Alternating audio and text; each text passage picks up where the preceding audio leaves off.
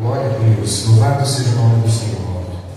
Vocês podem glorificar o nome do Senhor aí. Glória a Deus. Aleluia. Louvado e exaltado seja o nome do Senhor. Queridos, abram suas Bíblias comigo em Romanos capítulo 3. Carta aos Romanos, capítulo 3. Nós leremos o versículo 23. Romanos 3, versículo 23.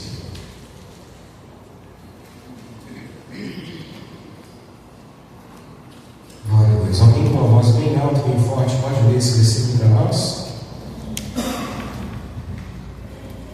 Pois todos pecaram, carecem da glória de Deus. Glória a Deus. Todos pecaram e carecem da glória de Deus. Feche seus olhos.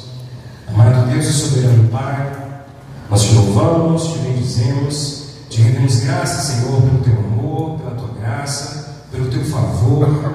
Obrigado, Senhor, porque até aqui o Senhor tem nos sustentado, o Senhor tem nos dado a graça de viver os nossos dias debaixo da tua presença. Obrigado, Senhor Jesus, porque é nítida a tua presença neste lugar, e mesmo que não fôssemos capazes de percebê-la, a tua presença se manifesta de maneira tão extraordinária aqui, mesmo diante da nossa incapacidade muitas vezes de perceber. Ela é real, mas a tua palavra nos garante que nós temos o entendimento que o Senhor habita no meio dos louvores. E aqui existe um povo que te adora, que te exalta e que o teu nome é glorificado em nosso meio. Pai, nós clamamos a ti, Senhor, fale conosco através da tua palavra, que saiamos daqui melhores do que nós entramos, menos cheios de nós mesmos e mais cheios da tua presença, porque tudo isso é tudo que nós precisamos, é sermos cada vez mais parecidos contigo, amando aquilo que o Senhor ama, entendendo aquilo que o Senhor nos ensina através da tua palavra.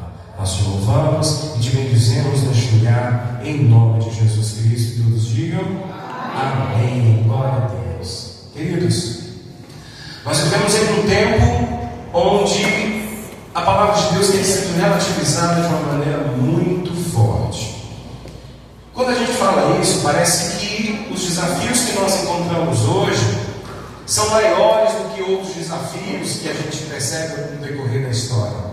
Mas não. Quando nós estudamos a tradição cristã, quando nós ouvimos falar dos grandes homens que escreveram livros, contam em seus relatos acerca daquilo que a igreja do Senhor vivia naquele tempo, nós percebemos que a igreja do Senhor sempre esteve em meios a muitos desafios. Diga comigo, desafios. Isso pode ser algo angustiante para alguns, mas para mim soa como algo muito vitorioso. Porque se em todo o decorrer desses séculos a igreja, com todos os desafios, ela venceu até aqui, significa que há um propósito em todos esses desafios. E quando homens se levantam para pregar aquilo que a palavra não diz, quando começam-se a ter comportamentos que não estão alinhados com aquilo que o Evangelho nos traz, Deus sempre levanta homens e mulheres para trazer lembrar a igreja daquilo que a igreja muitas vezes passou a esquecer. Mas quando ele começou a falhar, pode ser que seja bateria mesmo. Diante disso, queridos, hoje eu quero compartilhar com os amados uma pregação que não é profética, mas é uma pregação de ensino a respeito das Escrituras. Eu quero te convidar a prestar muita atenção. É um pouco mais densa do que eu costumo pregar, mas me edificou de maneira poderosa. Eu tenho certeza que vai te edificar também, se assim o seu coração se atentar a receber. Hoje em dia, muitas pessoas defendem a ideia de que a lei, e aqui eu quero trazer esse aspecto de lei um pouco mais abrangente, porque a gente pode pensar na lei apenas a lei dos 10 mandamentos, a gente pode pensar na lei como os 5 primeiros livros os 5 primeiros livros do Antigo Testamento, a gente pode pensar no Antigo Testamento inteiro como lei, pensando na lei dos profetas. E hoje, quando eu disser lei, eu quero que você traga o entendimento de que eu estou me referindo a todo o Antigo Testamento. Isso incluindo os 5 primeiros livros, isso incluindo os 10 mandamentos e tudo aquilo que esses homens de Deus, mulheres de Deus da Antiga Aliança nos ensinaram no Antigo Testamento. Muitas pessoas dizem que o Antigo Testamento perdeu a validade. Muitas correntes dizem, inclusive, que isso ficou no passado, que o Antigo Testamento caducou e que a lei não tem mais utilidade para o cristão. Eu já vi homens que já foram extremamente felizes em seus ministérios durante muito tempo, e homens que infelizmente caíram e mudaram seus discursos e hoje vão para programas de televisão para dizer que o Antigo Testamento caducou. Mas essa visão, queridos, embora talvez um pouco comum hoje em dia, ela é um tanto quanto perigosa. Diga comigo, perigosa. Por quê? Geralmente as pessoas que falam a respeito, invalidando a lei, essas pessoas de alguma maneira estão querendo exaltar a graça, estão querendo exaltar aquilo que Jesus conquistou, aquilo que Jesus nos ensinou. Mas nessa tentativa de exaltar a graça, o que eles acabam fazendo? Eles acabam esvaziando o próprio significado dela. Afinal, se não a lei, queridos, do que especificamente nós somos salvos? Se não a lei, não há um padrão santo. Então o que define o pecado? E se o pecado perde a sua gravidade, a cruz então perde o seu peso. Se a antiga aliança deixa de ter valor, aquilo que Jesus conquistou na cruz perde o seu peso. Não faz sentido. A verdade bíblica não é que a lei foi descartada, mas ela tem um propósito específico. Diga comigo, um propósito específico. A lei tem esse propósito específico dentro do plano de Deus. É bem verdade que a lei não salva, é fato, mas ela revela a necessidade da salvação. Então, repito, a lei não salva, mas ela revela a necessidade da salvação. Ela não cura, mas diagnostica com precisão. Bom, e é exatamente aqui que eu quero iniciar esse sermão. É aqui onde de fato começa então essa beleza do Evangelho. Quando nós entendemos corretamente o papel da lei, nós conseguimos enxergar com muito mais clareza a grandiosidade da graça de Deus. E para quem está anotando, o título dessa pregação é A Lei que Diagnostica e o Evangelho que Cura. A lei que diagnostica e o Evangelho que cura. E eu quero começar, queridos, com uma ilustração muito simples. E eu creio que vai ser de fácil entendimento para todos que estão aqui. Toda e qualquer consulta médica que seja no mínimo séria, a primeira coisa que o médico faz não é escrever uma receita. O que ele faz? Ele ouve, ele pergunta, ele pede exames, ele faz um histórico, e se você acompanha, é acompanhado por aquele médico ou por aquela determinada hospital, ali existe o seu histórico daquilo que você foi atendido, sintomas que você já teve, e somente a partir disso, somente depois do diagnóstico é que vem a receita. Somente depois daquilo que foi avaliado, vence o diagnóstico, e a partir desse diagnóstico vem uma receita. Ali entra um remédio, porque sem o diagnóstico correto, pode haver um remédio errado. Pode fazer com que o tratamento não seja eficaz. E aí a gente não vai ter nenhuma cura. Então a medicina ela começa pelo diagnóstico. Porque se você não sabe qual é a doença, você não sabe como curá-la. Não é verdade? E hoje eu quero falar sobre como Deus age conosco de maneira muito parecida com essa ilustração. Antes de nós experimentarmos a graça, essa graça que nos salva, que nos alcança, Deus nos traz um diagnóstico. E esse diagnóstico tem um nome. Repita comigo: lei. É exatamente esse o papel da lei. A lei, ela revela o estado do nosso coração. A lei, ela expõe o nosso pecado.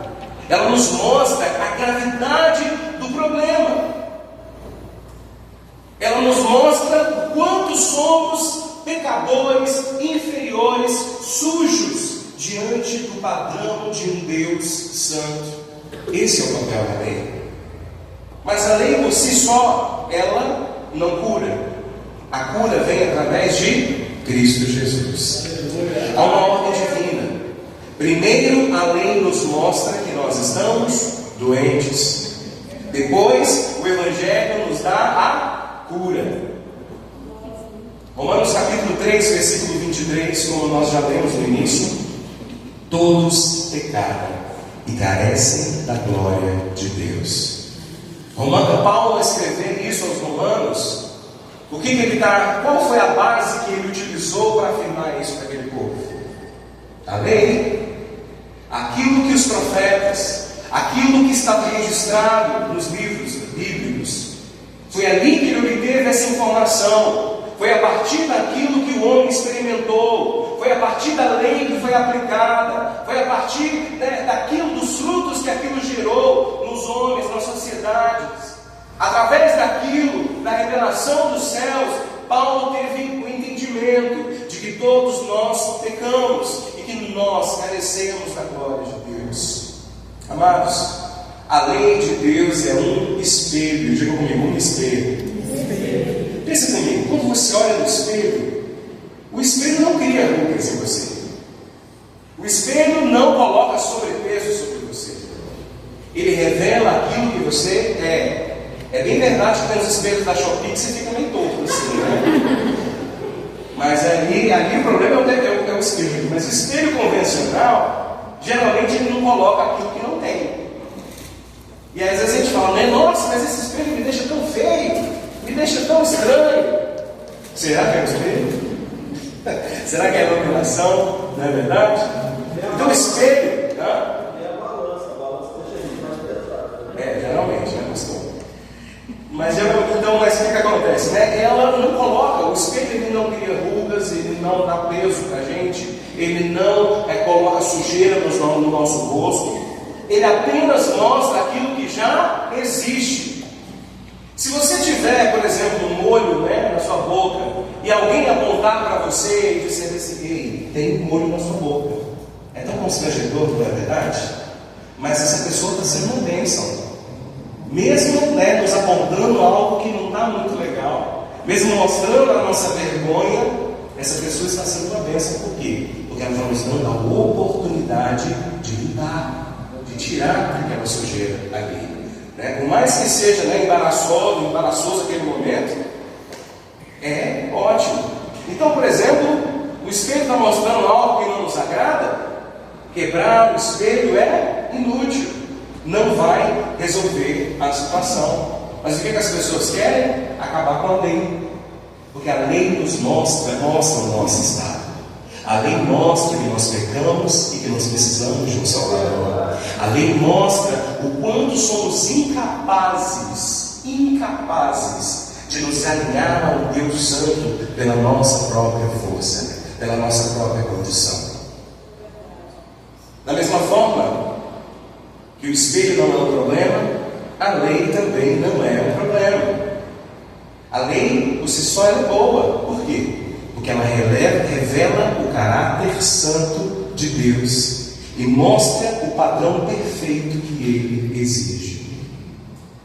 O problema está onde? Em nós. Tom Cook é um escritor contemporâneo. Se não me engano, está vivo, inclusive, não sei hoje já. Mas com muitos livros muito famosos, ele simplifica, ele traz uma frase muito simples que nos leva a um entendimento muito profundo. Ele diz o seguinte: a lei não foi dada para salvar, mas para mostrar que nós precisamos de salvação. Simples e de uma verdade muito profunda. Ou seja, a função da lei é o diagnóstico. Ela revela a condição do coração humano. Sem esse diagnóstico, muitas pessoas vivem sendo enganadas, achando que está tudo bem, quando na verdade essas pessoas estão longe de Deus.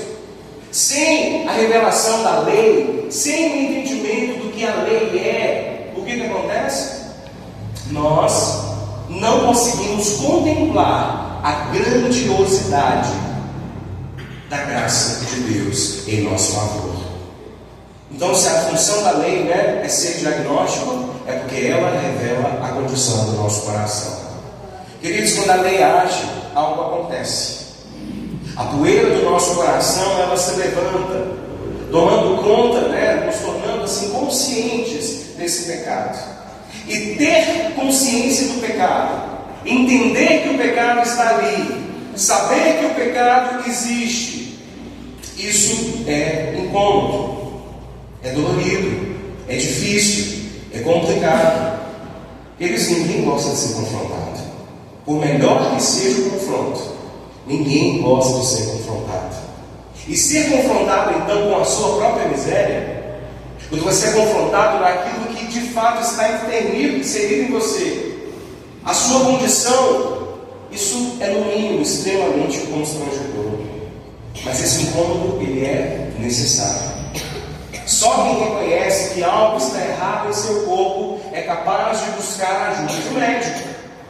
Somente aquele que entende que há algo errado na sua natureza é capaz de buscar a graça, de se encontrar com Jesus e viver a experiência de uma nova vida.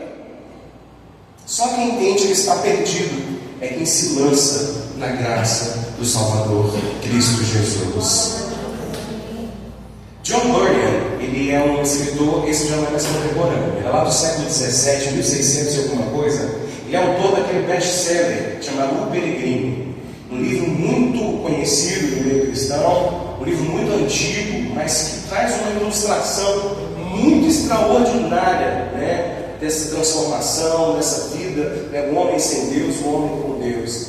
E John Bunyan, nesse livro, O Peregrino, ele traz uma imagem muito clara. Ele descreve uma sala grande e essa sala nunca havia sido varrida. A gente sai de viagem, a gente sai de casa e vai viajar, a gente fica uma semana fora, deixa a casa limpinha, com tudo fechado, a gente chega uma semana depois e está tudo empoeirado. Todas as janelas fechadas, mas mesmo assim, aquela terra ainda, aquela poeira. Agora imagina só uma sala que nunca havia sido varrida. Essa é a sala da ilustração do Peregrino. Há pó por toda parte, Mas o homem então entra com uma vassoura e ele começa a varrer. E o que acontece? O pó se levanta. Quem já teve a oportunidade aqui de varrer uma casa de piso de terra batida? Se você simplesmente só chegar com a vassoura, é pó em cima de pó, não é verdade?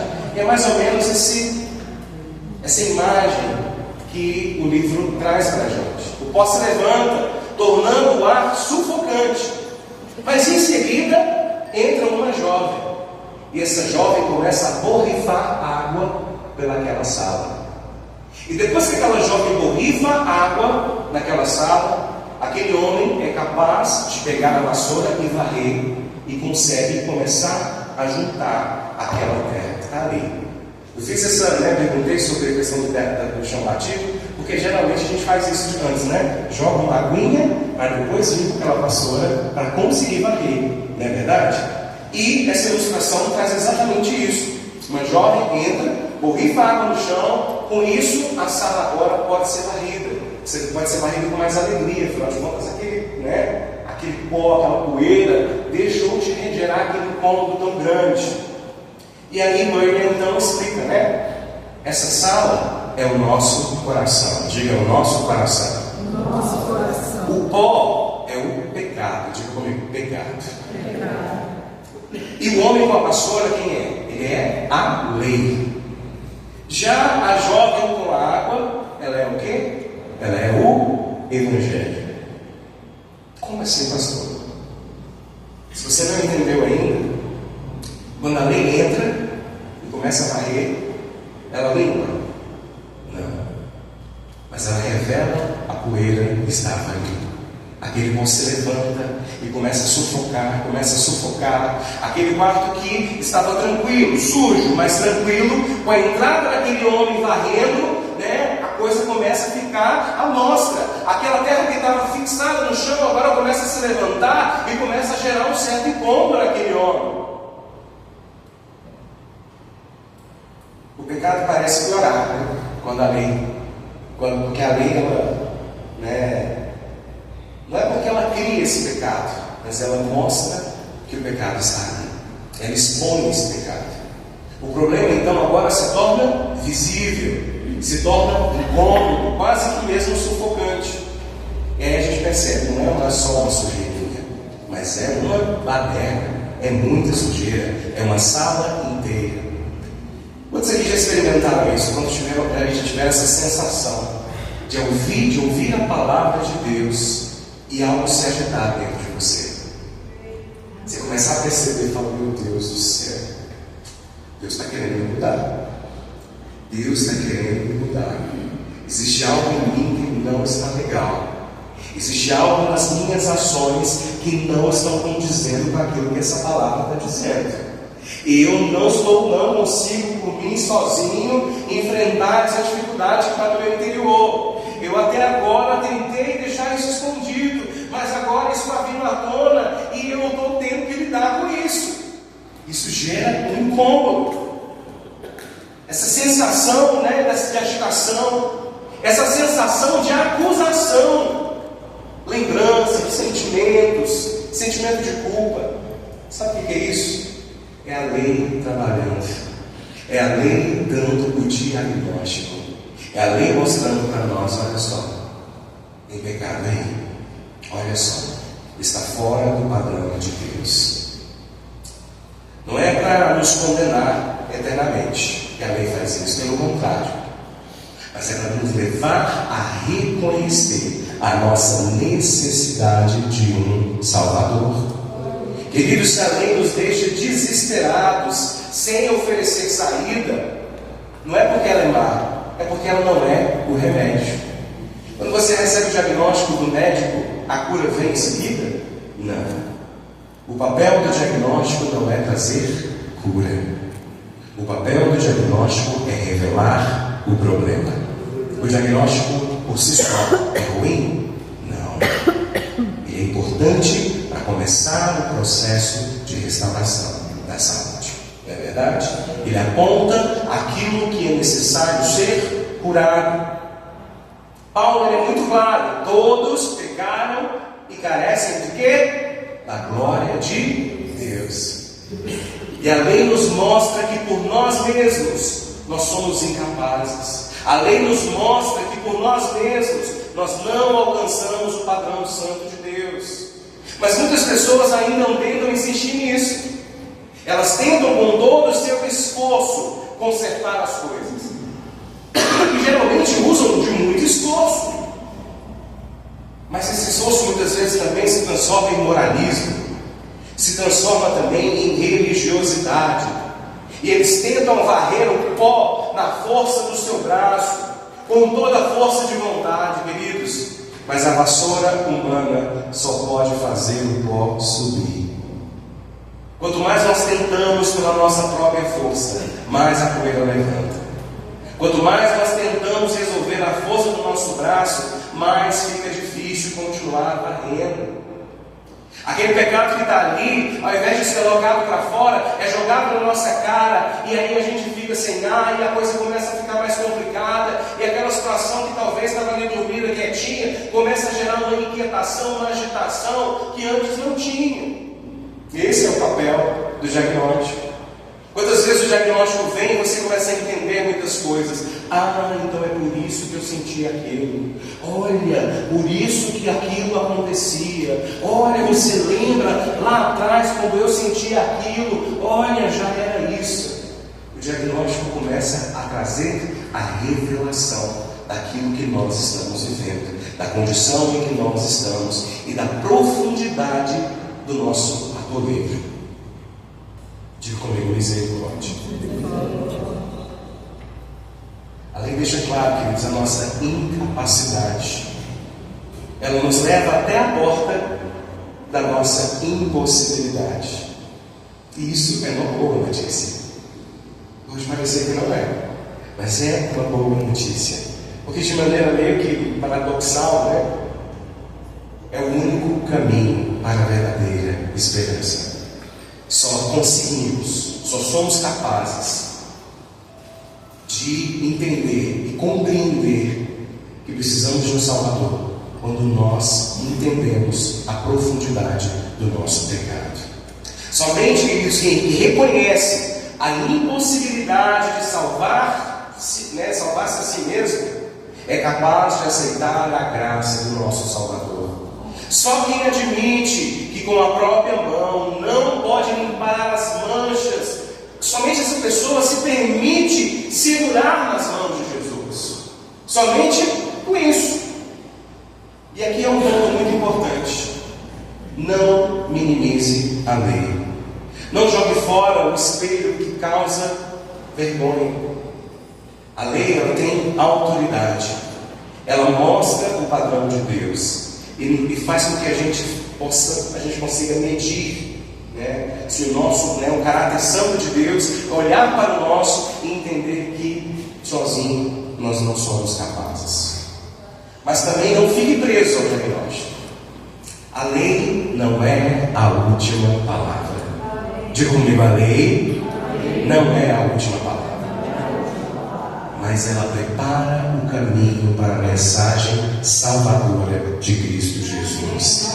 Ela nos prepara para viver essa obra redentora de Cristo.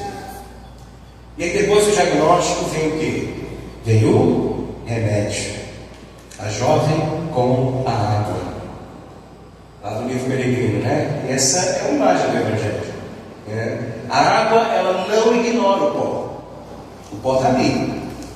Mas o que ela faz? Ela o domina. O Evangelho de Cristo, a graça do nosso Senhor, ela não descarta, ela não, ignora o pecado. Mas ela domina o pecado. E nos dá a capacidade de varrê-lo para fora. A graça, ela não relativiza o pecado. Ela o enfrenta e o remove por meio do sangue de Cristo Jesus. Jesus lá na cruz, ele cumpriu as exigências da lei. E ele cumpriu essas exigências da lei em nosso lugar. Ele assumiu a penalidade do pecado. Por quê? Porque a lei apontava essa dívida. Mas eu tenho uma boa notícia. Cristo pagou a dívida. Glória a Deus. Mas você não entendeu. Cristo pagou a dívida. Glória a Deus. O Evangelho tem poder para limpar o coração, porque ele não se limita a apontar. A lei, sim, ela é limitada apenas a apontar. Mas o Evangelho não. Ele não se limita a apontar. Mas ele oferece o quê? Substituição. E uma substituição perfeita. Onde a lei mostrava condenação, o que o Evangelho traz? Perdão. Onde a lei mostrava incapacidade, o que o Evangelho traz? Poder. Onde a lei mostrava que nós não seríamos capazes, o poder do Espírito Santo entra e nos ajuda e nos move a sermos vencedores em Cristo Jesus. E é importante dizer com clareza, queridos, a graça não é licença para o pecado. E eu quero que você repita isso. Diga: a graça não é licença para o pecado. Queridos, mas a graça, sabe o que ela é? Ela é poder para vivermos em novidade de vida todos os dias da nossa vida. A jovem que molha o chão, ela permite que a vassoura funcione. Do mesmo modo, a graça de Cristo, ela não elimina a necessidade da lei como padrão, né? Mas ela torna possível obedecê-la por transformação interior. E eu vou repetir repetir isso, porque eu acho que esse é o ponto principal dessa mensagem. Olha só, a graça de Cristo não elimina a necessidade da lei. Ou seja, a graça de Cristo não veio para substituir a lei, não elimina a necessidade dela, como esse padrão, mas ela torna possível obedecer a lei através de uma transformação interior, e não por mera conformidade externa, não, mas por gratidão por aquilo que Jesus fez por nós. Algumas igrejas, alguns pregadores, eles cometem dois erros. Um deles é minimizar a lei em nome da graça, levando uma mensagem ou com uma intenção de tratar com uma liberdade distorcida. Vem, olham, por isso que alguns autores chamam essa questão de hipergraça, eles olham para a graça de uma maneira tão exagerada. A graça é hiper, ela é maravilhosa, ela é grande, ela é, sabe? Mas eles só não conseguem agora enxergar a graça. Por quê? Porque eles não conseguem entender que a graça veio, a graça se manifestou, porque a lei apontou o problema.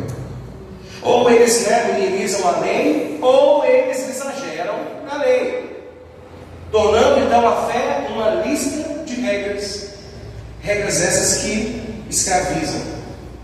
E o cristão equilibrado, querido, diga comigo, eu sou um cristão equilibrado. Diga profeticamente, diga, eu sou um cristão equilibrado. Nós, cristãos equilibrados, nós reconhecemos ambas as funções: a lei como diagnóstico e como padrão, e o Evangelho como remédio e poder. A lei, queridos, tem esse valor meio que pedagógico, sabe? Como Paulo diz lá em Gálatas, capítulo 3, versículo 24, que a lei foi a nossa tutora até Cristo, mas jamais foi o fim último. A graça é o cumprimento da lei. Então se cumpriu, não vale mais nada? Claro que não. Claro que não. Nós devemos ensinar, queridos, que a lei para mostrar o padrão de Deus e a gravidade do pecado. E nós devemos pregar o Evangelho com toda a sua doçura e a sua profundidade, dizendo para as pessoas e nos lembrando: ei, Cristo morreu pelos nossos pecados. Mas sem o entendimento de que pecado é esse, sem o entendimento da condição em que nós vivemos, qual a graça disso? Qual o peso disso? Aqueles que querem eliminar a lei do nosso meio cristão não são capazes de entender que é a lei que nos mostra o quanto nós necessitamos de Jesus. Quando nós olhamos só para a graça, nós não temos medo de voltar para aquilo que um dia fomos. Quando olhamos só para a graça e não para a lei, nos tornamos insensíveis ao ponto de dizer: não importa o meu pecado, Jesus morreu por mim, eu posso pecar, mas Jesus sempre vai me alcançar. Ele já viveu na cruz, ele já morreu na cruz, ele já se entregou, ele já está consumado. E aí entra uma outra visão, que chama essa perspectiva de graça barata.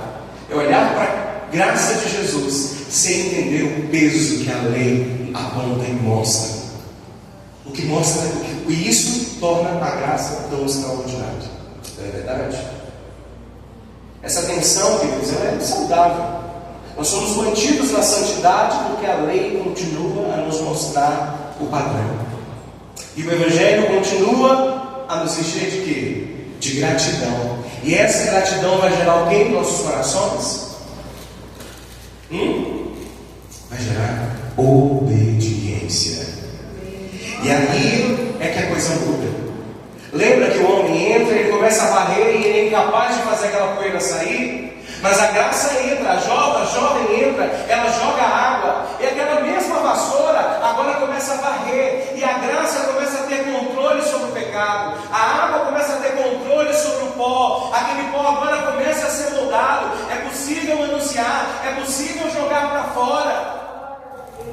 Esse Esse é o poder transformador da graça de Deus. Esse é o poder transformador. E como nós podemos aplicar isso na nossa vida de maneira prática? Nós precisamos aceitar o diagnóstico. Queridos, não se enganem. Não adianta justificar pecado. Se a palavra aponta pecado, reconheça. É difícil? Sim ou com certeza? Qualquer resposta vale. Mas esse reconhecimento é o começo da nossa cura. Outro ponto, queridos, a gente não pode varrer com a vassoura errada. Não dá para varrer com a vassoura errada. Pare de tentar consertar com esforços humanos. Boas obras, culto, jejum, oração, tudo isso é extraordinário. Tudo isso é maravilhoso, mas não salva. A vassoura humana só levanta poeira. Só levanta poeira. O jejum, o culto, as boas obras, elas vêm em completa alegria, em completa gratidão, em completa obediência por aquilo que Jesus já nos entregou. Essa é a beleza do Evangelho. Corra para Cristo, mas corra como quem corre para águas que limpam. Arrependa-se, creia, receba perdão em nome de Jesus. Viva em dependência diária. Queridos, a salvação é completa em Cristo Jesus, mas a santificação, ela é progressiva. Diga comigo, a salvação é completa. A santificação é progressiva. O que isso significa? Todos os dias nós precisamos da graça de Deus. Todos os dias nós precisamos da aguinha sobre a nossa poeira. Todo dia nós precisamos da aguinha sobre os pecados, nossos pecados, para que, seja necessário, seja possível varrer esse pecado e lançar fora das nossas vidas. Todos os dias nós precisamos da graça de Deus. Nós precisamos também aprender a amar o nosso próximo com misericórdia. Como igreja, como comunidade cristã, a gente não pode usar a lei para esmagar as pessoas, mas para conduzir ao Senhor. Se hoje você sente o pó no ar, se hoje a respiração está apertada diante de tudo isso, eu quero te dizer, não fique parado. O diagnóstico não é a sentença final, mas é um chamado para a solução. Deus te chama para a solução nessa noite em nome de Jesus. Arrependa-se, creia, confie em Jesus, porque Ele oferece perdão, Ele nos oferece paz, Ele nos oferece uma vida nova. Para nós, irmãos em Cristo Jesus, a lei continua a mostrar a santidade de Deus, e o Evangelho continua a nos chamar à gratidão. Diga para a pessoa do seu lado, diga seja grato. Olhe para outra pessoa e diga seja grato. Nós precisamos ser gratos por aquilo que Jesus conquistou na cruz por nós. Nós precisamos ser humildes, dependentes, precisamos ser sensíveis ao arrependimento. Sabe por quê? A santidade, queridos, ela não é desempenho. A santidade é fruto do Espírito. Eu quero encerrar lembrando do cerne do Evangelho. A lei nos traz o diagnóstico, Cristo nos traz a cura. Antes de nós celebrarmos a cura, nós precisamos aceitar o diagnóstico. Se você está enfrentando sua sujeira, não desanime. Jesus é a água. Jesus é a água que limpa. Se você ainda não entregou a sua vida para Jesus, faça isso hoje. Se você já é cristão, você já entregou a sua vida para Jesus, busque diariamente a graça de Deus, porque a santificação ela é progressiva. Nós precisamos de Jesus todos os dias nas nossas vidas. Confie, queridos, na obra consumada de Cristo e viva a santidade que só a graça é capaz de produzir. Fique de pé em nome de Jesus. Fique de pé, feche seus olhos. Eu não sei o que essa palavra gerou no seu coração, mas eu sei o que ela gerou no meu. Independente do que ela gerou no seu coração, porque é uma palavra que nos confronta, é um ensino, é um entendimento que nos confronta. Eu posso crer que o Espírito Santo começou a te incomodar aí. O pecado, os maus comportamentos, as falhas de caráter, a língua grande, a desonestidade, a falta de compromisso. Começou lá, essa poeira começou a ficar alta e começou a subir para os narizes. Isso começou a gerar incômodo. Não se envergonhe disso. Se envergonhe de permanecer no mesmo lugar. Se envergonhe de continuar respirando poeira, respirando pó, vivendo à sombra, à margem do pecado. Mas alegre-se, porque o Espírito Santo de hoje te chama para viver uma restauração, para viver um conserto diante do Pai. A graça do Senhor te alcançou e ela te oferece salvação. Senhor Deus, nós te louvamos porque o Senhor nos deu a lei. Lei essa que revela a verdade e que nos mostra onde nós precisamos de Ti. Senhor, obrigado porque não nos deixaste enganados. Obrigado, Senhor, porque após o diagnóstico, o Senhor nos deu cura através de Cristo Jesus. Obrigado, Senhor. Mas nós ainda clamamos, Senhor, ajuda-nos a aceitar a nossa condição sem desculpas.